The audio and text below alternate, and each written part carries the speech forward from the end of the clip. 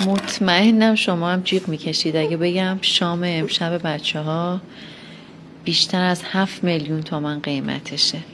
امشب بچه ها جیمکت دارن مگه نه آقا میکایی؟ مگه نه قربونت برم لولا خانومم؟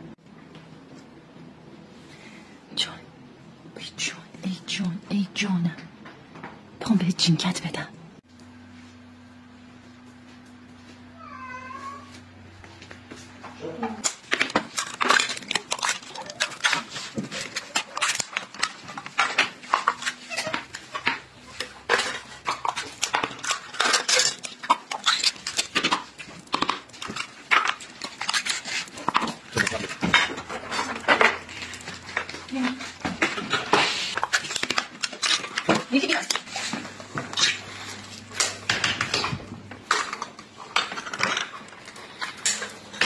یه جا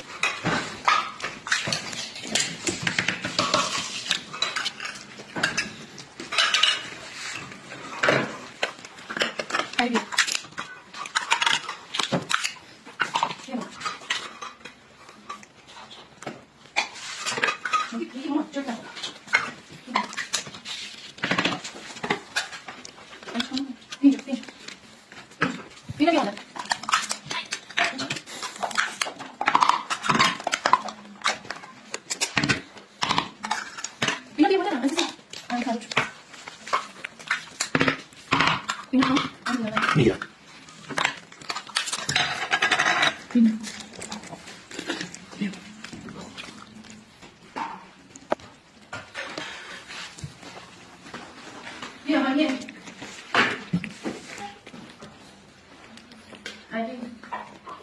الان میام.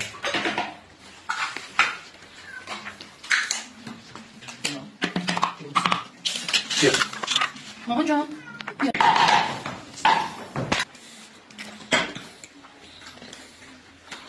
این بچه کن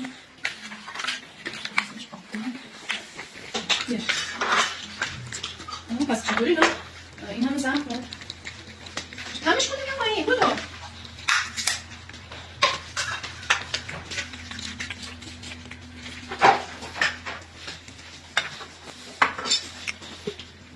اینم از حسن ختام شام امشب.